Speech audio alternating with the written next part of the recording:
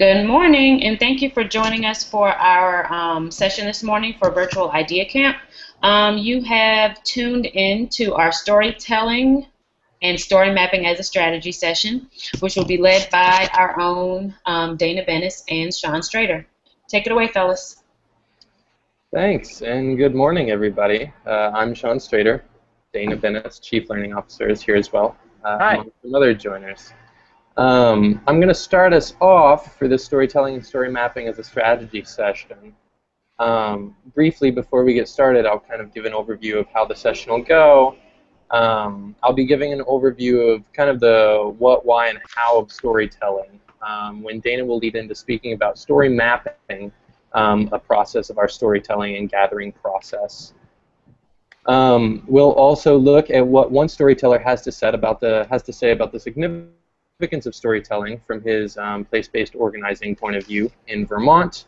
We'll go through a story journal together, actually, which is a kind of form we've developed to capture the stories of change going on across networks throughout the United States and Puerto Rico, and specifically with our place-based organizing teams. And then we'll open up the conversation for dialogue and questions from everyone who's on the call or participants watching who aren't on the video. So, with that said, I'll lead us in with this quote from Francisco and Miguel Guajardo from Weaving Strong Communities, the Collective Leadership Storybook on storytelling. So they say, through story, we construct a new covenant with people, institutions, and communities that search for a better world for themselves and for their children. Stories allow us to dream together, grow together, trust each other, and in solidarity create different stories that give us hope. So we think that's great. If you're following along on the video as well, we hope that you can see the PowerPoint presentation that's up, and Dana's moving through. If you can't, it's linked in the docs, and you can follow in the notes doc, and you can follow along there. So why storytelling? There's definitely, without a doubt, a need to change the narrative in the United States and Puerto Rico about education and what's going on. Undoubtedly, there's so many stories of positive change and positive occurrences that are happening in education. And in an effort to change that narrative, we think that storytelling is a very provocative and tangible way to inform communities, change makers, and others around the country and kind of shift towards framing educational change in a more positive way. Because for sure there are great things happening. There's no doubt about that. But the stories aren't being told, whether it's on mainstream media or even in some of the lesser-known media channels, or even just in neighborhoods. Oftentimes we find stories being told about the rather non-positive things in education. So not only community-wide, but within our organization and the organizers we're working to create change with, there's a lot of learning that they're experiencing in their own communities working with other change makers and organizers. And so within our place-based structure, where we have place-based organizers, we've also created a unique role that we refer to as the storyteller, with a very clear and specific role within the team, which is to help surface the stories of change that are happening within the community organizing going on. The role is kind of built on the assumption or foundation that a lot of people are working really hard to construct change in communities and don't always have the time to kind of set down and really formulate a story that can then be released to the public or within their community. And so the storyteller serves this role in a very helpful fashion. And so there's a quote in our learning report that kind of speaks to the significance of how these stories can be beneficial to our organizing.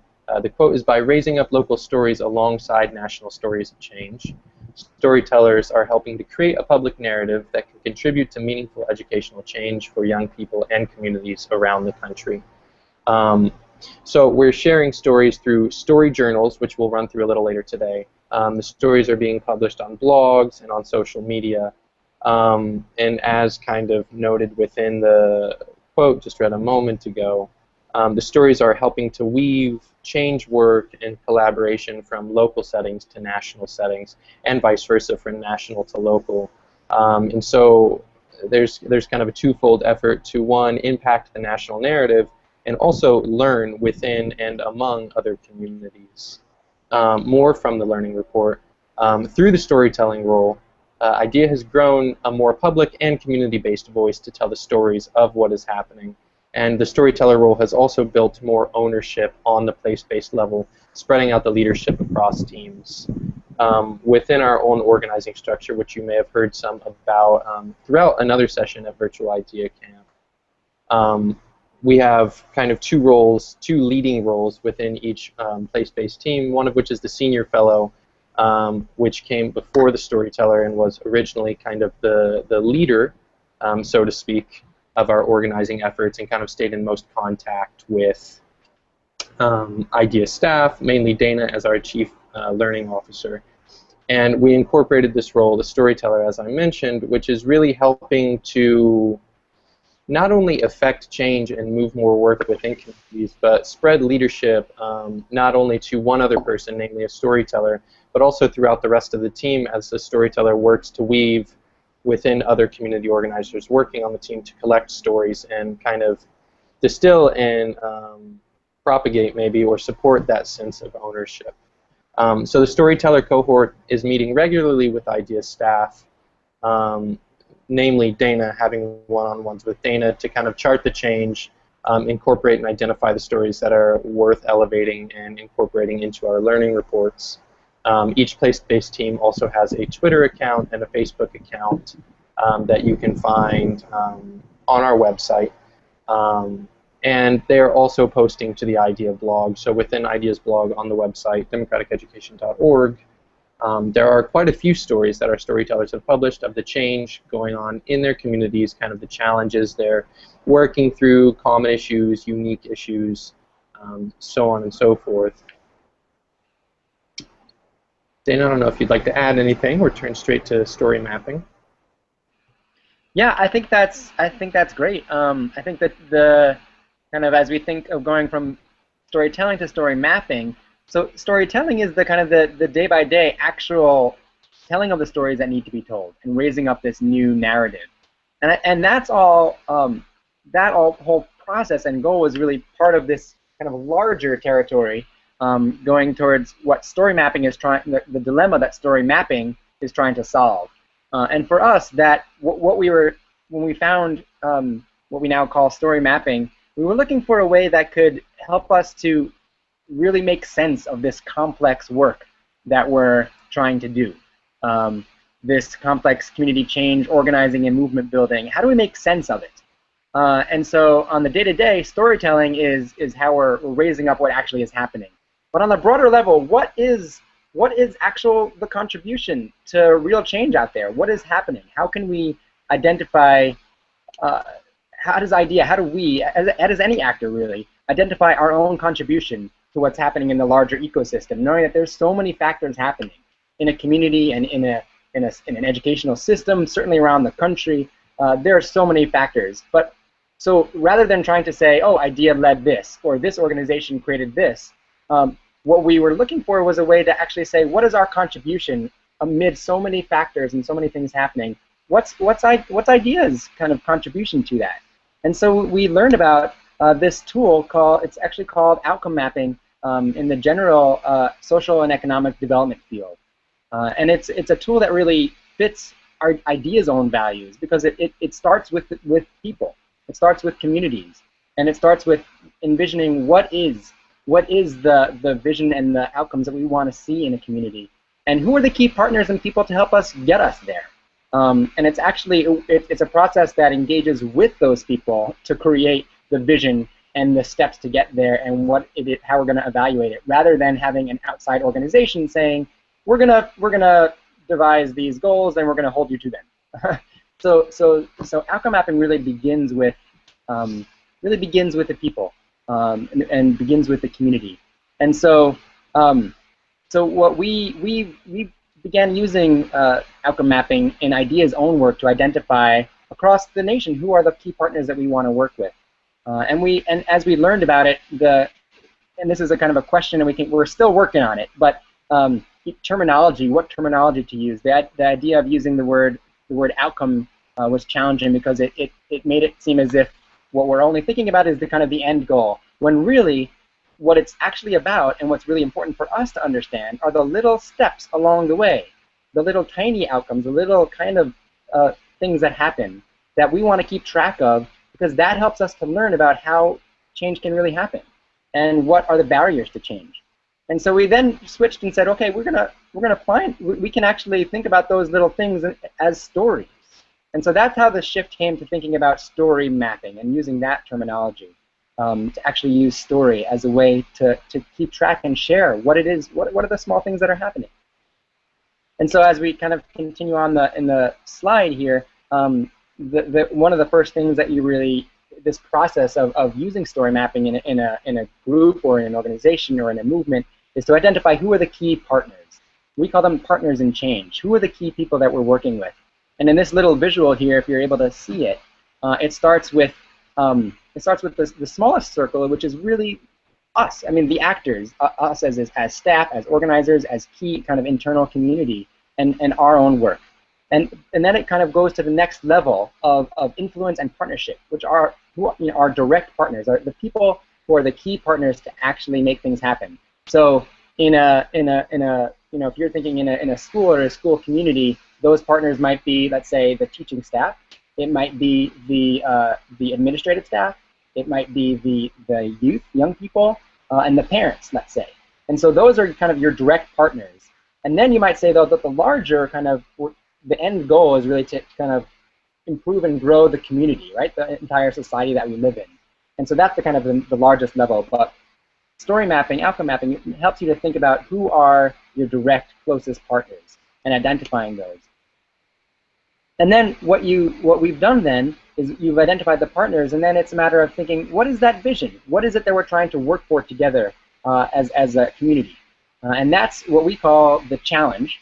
And the challenge here, and this is what we've shared in other places along in Idea Camp here, is this what we're trying to cause, and that's about this majority, clear about the role of education in a society. People who have the tools and the strategies to actually create change on the ground for young people and communities, and to build communities that are sustainable and just and equitable. And so that's the overall challenge. And so then what we've done in terms of putting this kind of story mapping into practice is to think about, okay, so that's our end journey. That's our end challenge of where we want to get to. And again, what are those small steps? It's not linear. They happen in kind of all different directions. Change happens. Sometimes one group might begin in a certain way, and another will begin in a certain way, in a different way. But the journey is kind of if we can chart all of those different markers of change, what are they? And so we've put kind of a unified set of what is the journey together. And that's what we have on this slide. And it's small things like getting connected to other people and the ability to share your own story. And it kind of goes to other things that are kind of the next level, let's say. Things like beginning to actually organize with other folks in your community or in your school, or beginning to kind of strategize and think about how you're going to get to the next step together and make that change. And then of course kind of the larger, broader goals are really kind of actually mobilizing, actually kind of ability to produce proposals and be able to kind of reread the environment, and we put the simple word there of win, in the sense of achieving this vision, this challenge that we want to get to. And so this kind of, story mapping really is this a way of both visioning and also evaluation. So we've got the kind of vision of where we want to get to, and then the next question is, how do we track that? How do we monitor that and keep track of what's happening in a really vibrant way that honors the context of what's happening in the community? And so the way we've done that, or the story mapping kind of methodology, to say that, is journaling. And this the tool is called a story journal, and we've had a couple of iterations over the years, and we've tried to simplify it. And where we've come to now is simply having 3 questions. And those 3 questions are, the first is, what's changing on the ground and with your partners? So what is it that you're seeing change?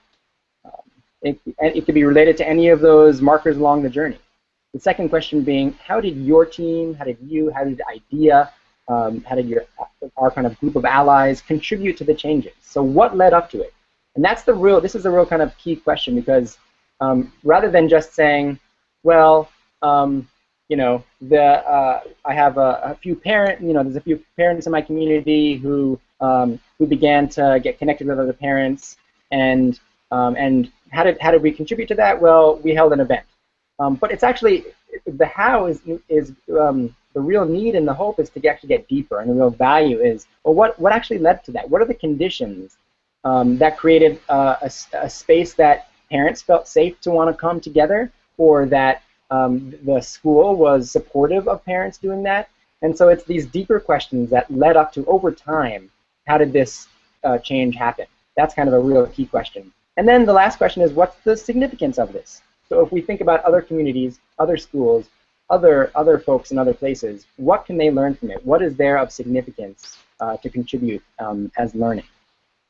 And so that story journal process is now we've been doing as IDEA for a couple of years, and it's been a really great and fun process, both with our storytellers, with staff, and now we're starting to really think about how you know, this story journal process is more than it's not enough for us to just have it be relevant to IDEA. What's important is that this is something that can really contribute, we think, to the broader educational work out there. And so we've begun having conversations with other networks, communities, and organizations about this, and there's been some real interest.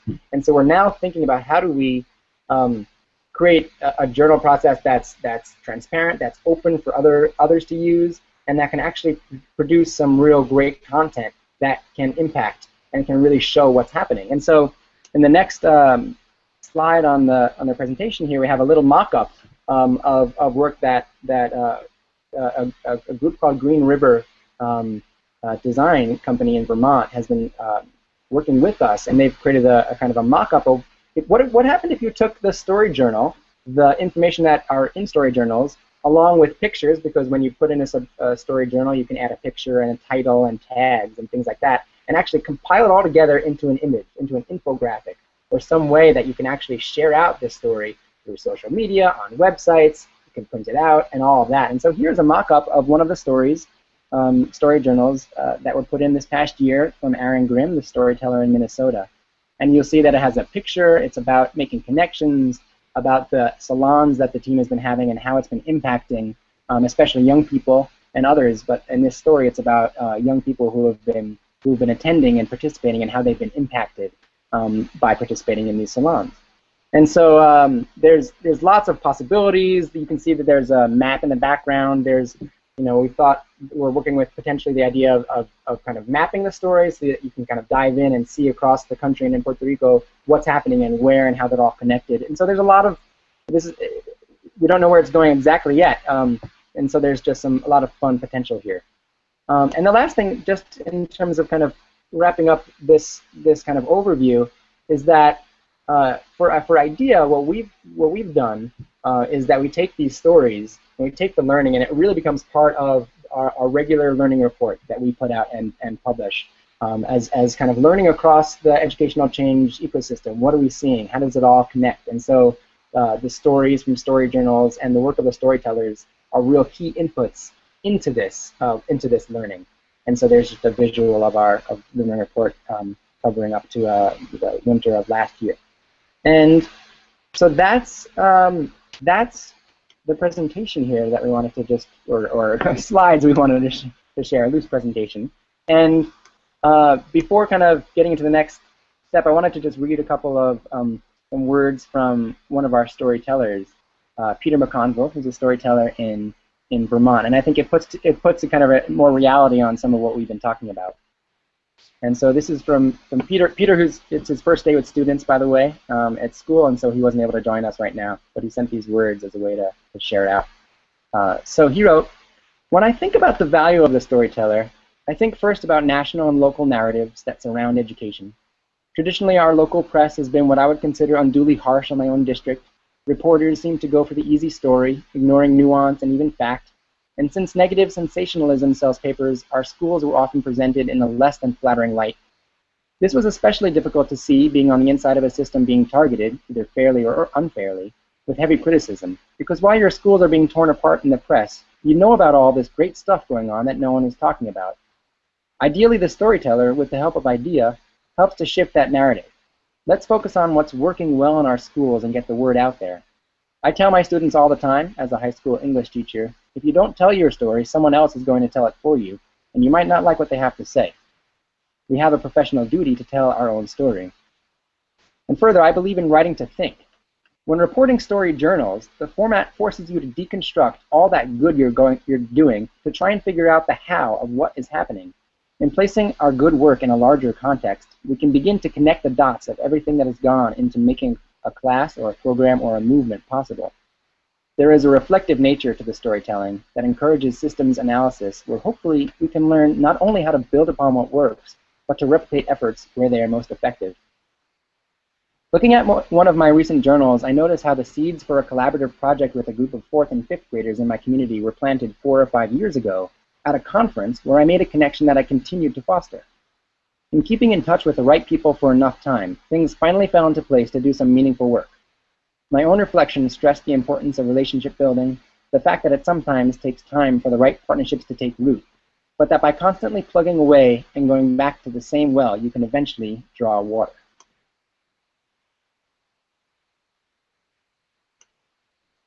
So, that's, thanks again, Peter, for sharing those words. Really appreciate, and some great things to share there. What we're thinking right now, I know we've been saying a lot, so maybe if there's any kind of questions or thoughts on what we just said, we can kind of maybe clarify some things. I'm realizing that we said a lot. What we were thinking about doing was to actually go through a story journal together. And the fun of that could be, getting some experience in kind of answering these questions that Peter was just talking about and how he's done it, and get some experience doing it together and also contribute an actual story. So that's what we were thinking, and just want to open up if that sounds good, and if anyone has an idea for a story. We had a couple of thoughts, and we actually we can kind of mention that, but wanted to give a space if anyone has a burning kind of story that they actually are been wanting to do a journal about or would like us to do together. And so yeah, any ideas there or any key kind of burning questions to share up before we get into this journal? Dana, this is Heath, and thanks to you all for having this. Do you find that any of these stories contrast one another or talk about competing versions of change that can happen? What's the kind of diversity in the stories that actually are colliding, if that ever happens and occurs? And how do you all parse that? How do you all support the different versions or the different parties who are playing into these versions? Mm-hmm. Yeah, that's great. I mean, I think that one of the great things about the story journal, and especially the hope and the goal of having it being open across networks and across organizations, is that allows and it creates a space for multiple stories to come through. And that's part of the great thing. I don't think we have any kind of hope or desire to create the one right story.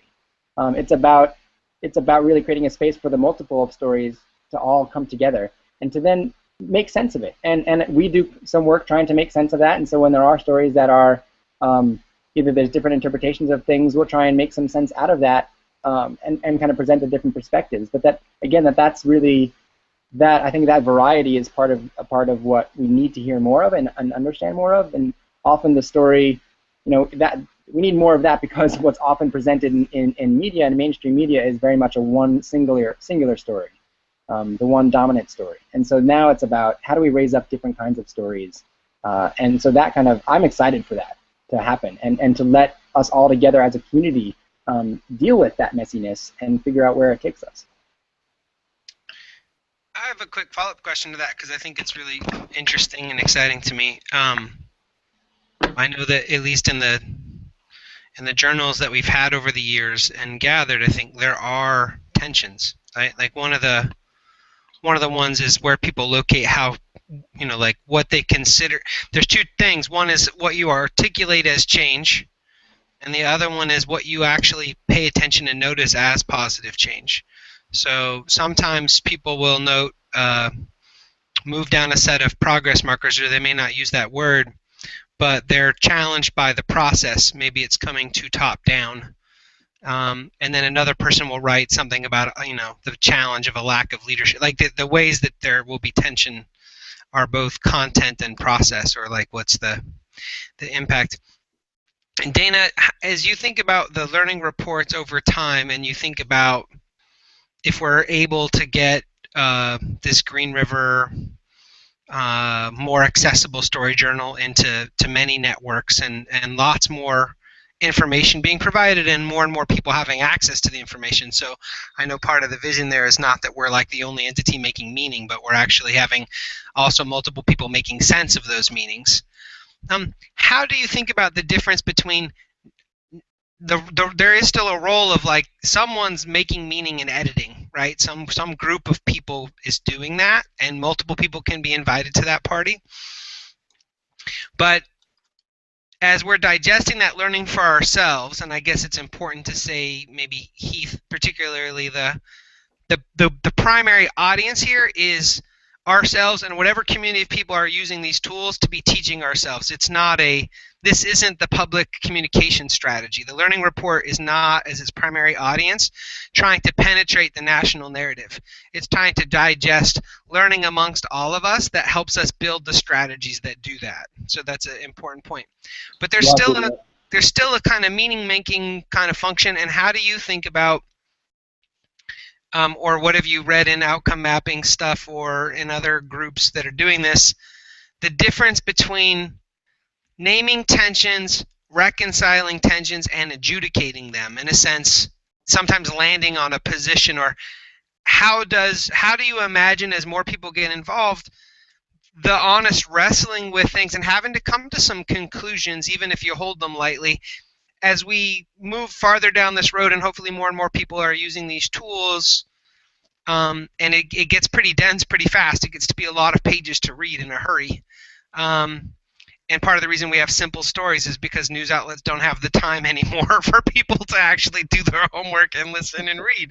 So how do you think about that? Yeah, it's a really great question, and I think why it's difficult to answer with many specifics is that I think we're in very much, to some extent, really kind of new territory with this, and not we being idea, but kind of this sense of kind of more collective, more collaborative meaning making and real working together in that fashion. I think that if we think about most conferences and gatherings, they're really good, and they give opportunities for some dialogue for sure, and some kind of joined meaning making, but usually it's more of kind of folks come with a presentation, something to share, and others want to learn about it, and that's all great. I envision some kind of new system of actually having different kinds of gatherings that are across networks, and folks coming together across kind of areas of background and influence, and sitting together in the same room and hashing some of this out, taking on all the prior work that's gone on across organizations to share up stories of learning, and to really sit with some real tensions and dilemmas, not coming in with the answer, but actually getting to a place where we realize we have to learn together. And what does that look like? And how do we, Scott, how do we sit in the fire together? How do we deal with all of the tensions, and really kind of make some new meaning? And it's going to look different from gatherings or conferences that I think we're used to. And I think, I think in the actual kind of story mapping kind of methodology, there's the actual practice of doing the, creating reports and sharing out the learning. It involves steps like, going back to the partners and sending drafts or sharing stories to get some verification, to get like, is this actually what happened, or do you interpret this differently? And so that's built into the kind of methodology itself. But I think as we broaden it out and start to really have multiple groups interpreting, then I think that all is happening maybe locally in networks, and then broadly we're raising up kind of different versions of what the learning is and different ideas and solutions of where to go, and kind of wrestling with that together. So that was good some dialogue and questions, and I think let's just try and see if we let's start a story journal together, and maybe that'll kind of put some practical some of this into practice together, and what we were so if anyone kind of has a suggested topic, but we were Sean and I were talking and trying to think of what would be a good story that maybe a bunch of us kind of connect to in different ways, folks live and also watching. And so one suggestion we had was actually to talk about IDEC, the International Democratic Education Conference, the series of gatherings that are held once a year that many folks through the IDEA Network and many others, of course, have been part of, and thinking about the what's been changing in that community. The last IDEC was just held just a month ago. Scott was there. Jonah from IDEA Network was there. Justo Mendez and Ana Iris from Puerto Rico, Nuestra Escuela were there, and many, of course, many others. So hundreds, largely from Korea, but also a fair number of international.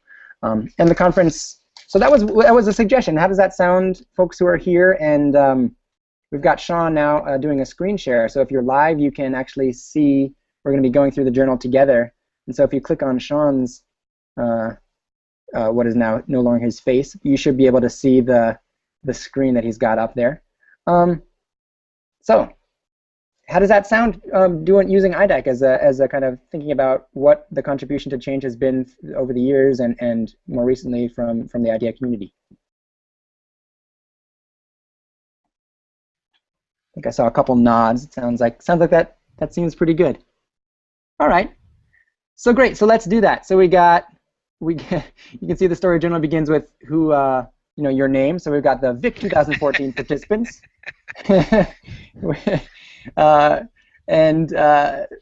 We're part of Virtual IDEA Camp. So we kind of try and get like who is reading this, because we do want it to be people who are outside of and it we'll be kind of modifying this, especially if when it becomes more of a shared journaling process across the landscape.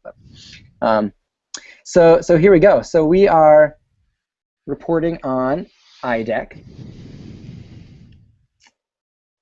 And so the first question, so again, we've got the three main questions. So the first question, again, so thinking about IDEC. So what's going on? What's happening?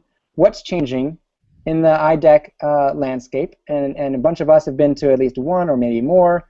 Heath was at, you were at IDEC 2012 in Puerto Rico. Others of us have some kind of context or for at least more than several. And Heath, maybe you were at another one. I forget actually. So over time, how has it changed? What's happening right now in terms of IDEC? And so that's the first question. What's happening? What's changing? Let's all share it up. Sean is be our typer, and share it up, and we'll just kind of jot it down and put it in there. Remember, there's not like right answers or wrong answers. It's a matter of just kind of getting the words and ideas out there.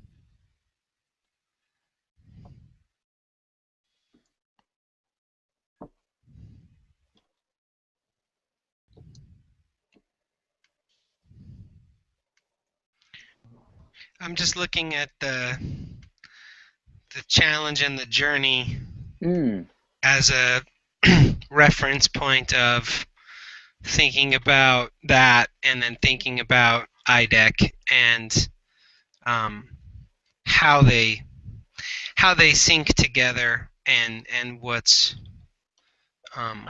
distinct about them in terms of connections. So the part that's interesting is that ideas, outcome, and challenge and journey are particularly the challenge is this idea of impacting U.S. and Puerto Rico, but in a solidarity with other nations. Yeah. And so I'd say that having just been in Korea, that first thing, what's going on now, this kind of solidarity of nations. A couple of things that are interesting, I think, to share about there, and then a couple other changes that I can share about. But there was a connection made that Jonah was a part of with Justo between Taiwanese students and teachers who are fighting for Taiwanese independence. And a really strong connection with them and Nuestra Escuela in particular, and Jonah from IDEA, in talking about what's happening there.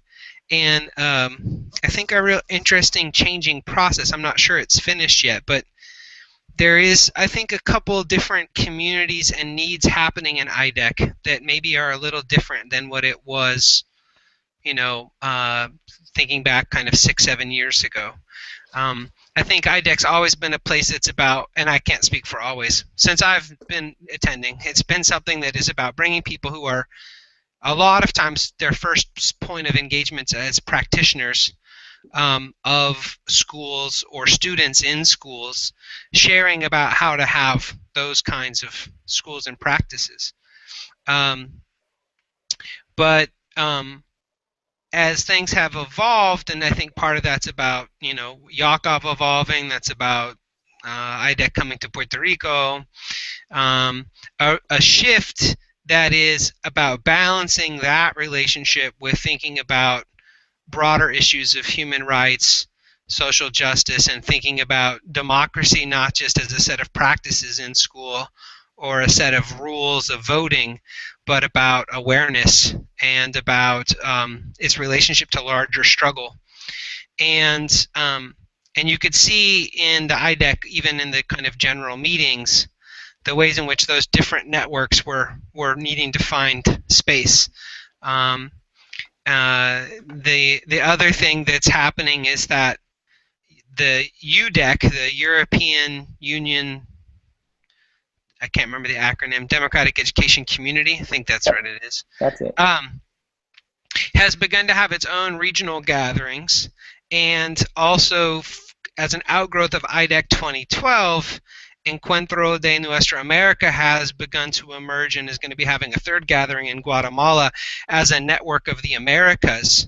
That a kind of regional network is beginning to brew amongst Asian Pacific Islander folks, which is, Japan, Korea, China, Taiwan, Australia, New Zealand, and the conversations are all very interesting around what folks need in those spaces and how they're thinking about how they define what they want out of them.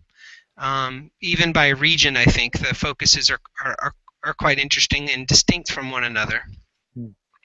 A couple other things that are happening is I think in England in 2011, there was a lot of tension around how do meetings take place, and also how might there be more coordination. And something nice has happened in the sense of folks supporting and handing off and kind of mentoring next gatherings in a way that's a little bit new, I think. That's, from transition from Puerto Rico to the U.S. and U.S. giving some startup money to folks in Korea and passing on a Facebook page, which was, I think, like the first time that some infrastructure had been passed on to another group. And that's kind of continuing in terms of kind of sharing, but also it's been agreed upon at this IDEC to have an actual hub that isn't a governing hub, but is just a one spot everyone can go to that will point to all the different IDECs. So each IDEC will still get its own page. So the upcoming IDEC in New Zealand is already up at idec2015.org, I think. But it will at least point everybody to that and showcase all the history and become a go-to place so that people don't have to kind of run around to find it. And I think that's just this interesting moment where folks really value the decentralization and the contextualization of each gathering to its own nation, and they don't really want to lose that, and a sense that folks are trying to find their way towards being more accessible, more public-facing, more visible. The last thing I'll say is I think that similar to Puerto Rico, but very different context in history, the Korea IDEC was very much intersected with real-time public policy issues. There was public policy legislation happening in Korea while we were there. International delegates were asked to sign on to a statement about supporting the alternative and democratic schools there. There's very much a sense that several of the long, 12 to 14-year-long leaders in democratic education in Korea have been put into roles as being either superintendents or key public policy officials to the nation's education system, which is a big sea change to go from being alternatives to being leaders within the system, and they credit a lot of their learning and growth from IDEC.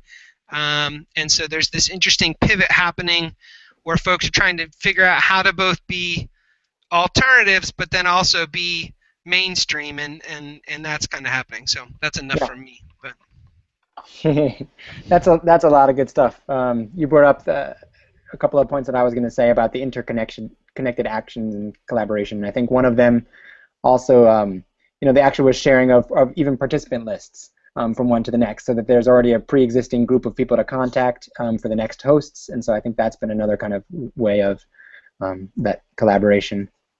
And I think one thing that I would add too is, and it goes to the last thing that Scott was saying, but a little bit about I'd say there's more focus on kind of an education justice understanding in terms of who is there and the kinds of conversations that are happening. I'd say that's happened over at least the last 3 to 4 years, and I think that's an important kind of new shift in some ways. Anything else to add? I'm conscious of time, and I want to get through the next couple of questions here so we can kind of wrap it up. Yes, Dana, very quickly. Yeah. This is Heath. The science, the academic study behind democratic practice. For example, Elam shared in 2012 a study she had done on several democratic education schools and sources throughout the international environment, and she compiled evidence. Right, she's from Turkey, and she compiled evidence of what exactly are the most effective ways democratic education is presented, and so I thought that was exemplary and worth sharing. I think that's part of the narrative from IDEC, is that it adds to the credibility of the entire practice of democratic education. Yep, that's great. Thanks, Heath. So there's lots of things that have been changing. So now let's move on to the next question. So the next question again is really trying to figure out what is, knowing that for instance with IDEC, there's so many factors that are going into changing IDEC. It's a huge community, international, many countries and people. But let's think about this kind of community here. How did IDEA and IDEA's kind of close allies, organizers, staff, how did we contribute to these changes over time? And this can be direct things that we did, or it can be kind of indirect or unintentional. And so let's try and, we don't have maybe kind of more rapidly, but trying to kind of share out some of the different points and ways in which we've contributed to this. Yeah, I think one of the the main things was the contributions from our large participation in IDEC 2013, and not only participation, but helping to coordinate it. So I think that's one of the major contributions, just to keep it brief. Mm-hmm. As a graduate program, the Clinton School went under the guidance leadership of Don Ernst in 2012. And I think they've made a commitment to taking students in the future to the conferences, and that allows graduate students to include the ideas from IDEC in their academic study and analysis. I'd say, thanks, Heath. I would say a few things. One is that several of us, particularly Scott, Jonah, and myself, we're working on, created a series of proposals back in 2011 to really think about how do we stay coordinated over time as a community, and that was, as Scott mentioned, led to some tension. And none of those proposals were agreed to, as I recall, but it began sparking that conversation a little bit more, and I think that part of what went to that really was a couple things. Certainly, each of us had gone to 1 or 2 IDECs in the past, and I think it was really that we had this sense, we had developed a long-standing relationship with this IDEC community, and felt, comfortable to be able to bring that. And also we had kind of, learned and felt kind of the missing of what was missing and the lack of that. And so I think it was kind of over time, our our kind of ability to take time and really connect into the community and understand it and trying to create some different proposals for how things can work differently.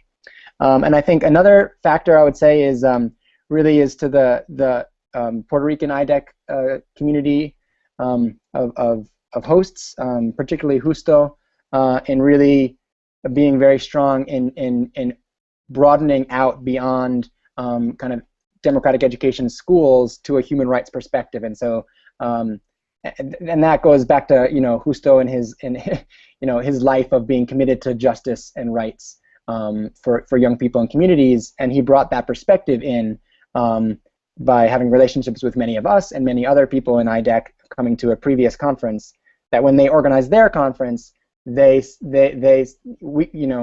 perspective was, we can't do democratic education and present it if it's not also talking about human rights and youth rights. And so there was also, I think, very importantly, a strong community of youth that Nuestra Escuela had been working with in terms of youth development and youth leadership. And so those young people were able to be involved and really create a very powerful conference. And so those relationships with young people already existing in Puerto Rico created a very powerful experience. I'd love to add a couple of specifics that kind of fall within what you're talking about. The last thing, Dana, that you're talking about, while we were in Korea, we got invited to meet with the manager or director of the Lifelong Learning Center in Gwangmaeong City. And this center and the mayor of Gwangmaeong City funded a significant portion of IDEC 2014. And their investment in that and their commitment to lifelong learning, which is a whole, it's kind of similar to the Education City Initiative work. Really, they credit a lot of that to folks who were part of Korean delegations to IDEC 2012 in Puerto Rico and in Colorado, and of course Professor Tay's long participation in IDEC as giving credibility to the conference in a way that they could bring home and take to their mayors, the attention to public officials and balancing kind of the grassroots activism with kind of political strategic framing and stance allowed for that to happen in a way that made the conference far more accessible and engaged with the city. The second thing is that I think when I was in Korea, many of the Korean organizers and participants talked about the lasting impact of IDEC 2013. Some of the stories I heard were people talking about the way that racial tensions were talked about in the U.S., the way that the coffee talks created dialogue. They felt like at the time sometimes people felt uncomfortable, but afterwards they said it left a really profound impact on them as they felt like it was some of the most honest experiences that they'd had. Verena from New Zealand particularly said the willingness to kind of shake up the entire conference and do things really differently really left an imprint on her. And Tay as well said that they haven't been in a conversation where there's been as much kind of healthy conflict. They experienced it as healthy conflict, pushing people's kinds of thinking. And I think, Jaisha gets credit for that, Isaac gets credit for that, and all the IDEA organizers a lot of time and energy, so that just kind of grounds what Crystal was saying up at the top. Little tiny things, the hand motions, if you remember the hand motions we introduced, and the idea of thinking about language at IDEC, particularly IDEC 2013, which was a learning from IDEC 2012 about when the computerized facilitation devices aren't available, how do people slow each other down, and how do people ask to be louder. They actually had a PowerPoint and taught the entire 500 people what they learned in Colorado. They presented it as learning from Colorado and taught everybody this hand. It was a little tiny thing, but it was kind of fun. There's this idea about thinking about language and awareness of each other. Patchwork, which is an IDEA member engaged entity and was the code leading group with IDEC 2013. Isaac Graves really gets a lot of credit as a key ally in helping track that participant list and also tracking financials and suggesting to give some money forward. And that's something that really stemmed from Justo in IDEC 2012, where they did that participant list was where it originated from. They took that over, and an IDEA was invited into helping frame and do the back-end structuring. So, the spreadsheet that was used and the Google spreadsheet developed was something we helped do. The framing of that conference was something we were heavily engaged in. The push to weave academic folks were all a part of things that we were intentionally involved in. And then the last thing is the Education City Initiative work that IDEA participated in partnership with Yaakov Hecht and Education Cities in Israel and Nuestra Escuela and the city of Caguas. That work, even in its kind of current state, has really captured the imagination of many people in IDEC, and certainly the Japanese delegation came to this IDEC with that very aware. Gwangmyeong City, very aware. It didn't live as present in the IDEC 2013, but that effort is still very much alive in people's minds in terms of thinking about how to think about education beyond just a single school. That's all great. Thanks so much, Scott. These details are really helpful and really exciting to just see all together in one place. Hey, Crystal, over to you in terms of time. I know we're kind of at time. We could either kind of wrap it up and kind of, I think, we've gone through a good bunch of the story journal and we can finish it kind of offline, or we could take another minute or two and do the last question. What's your sense?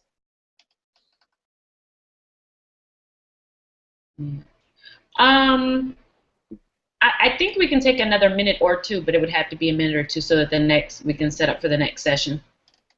Great. So let's just take this is the real rapid fire. Throw out what's the significance of all of this that we've been talking about? What lessons are there to take from this that can impact other groups, other people in different places?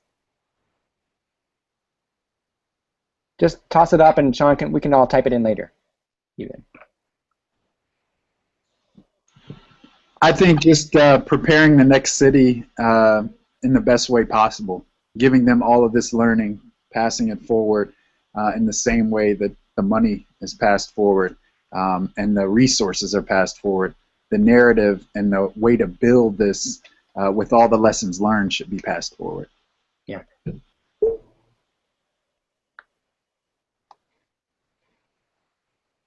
Mm-hmm.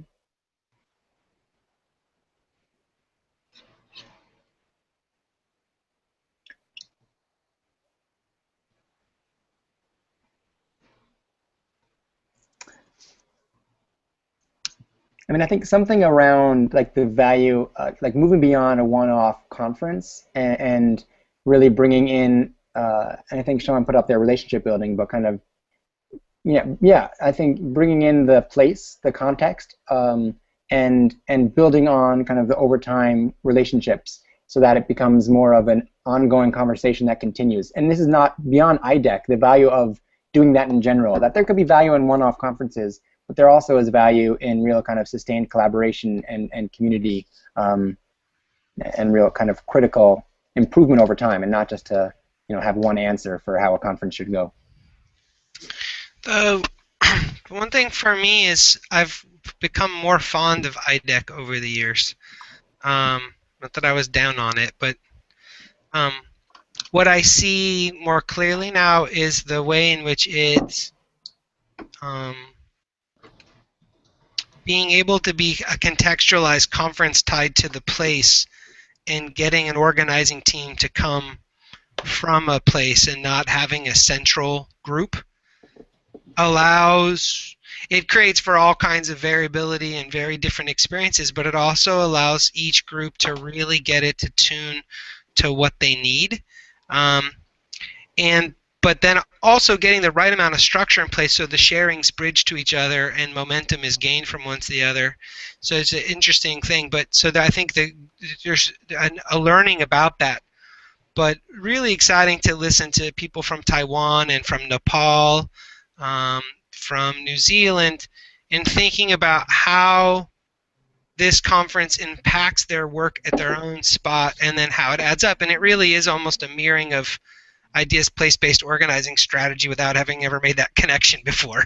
It's very interesting how there's some parallels of learning and struggles around how to hit those sweet spots. And so that's what I think that's what I'm kind of actively thinking about and how this works.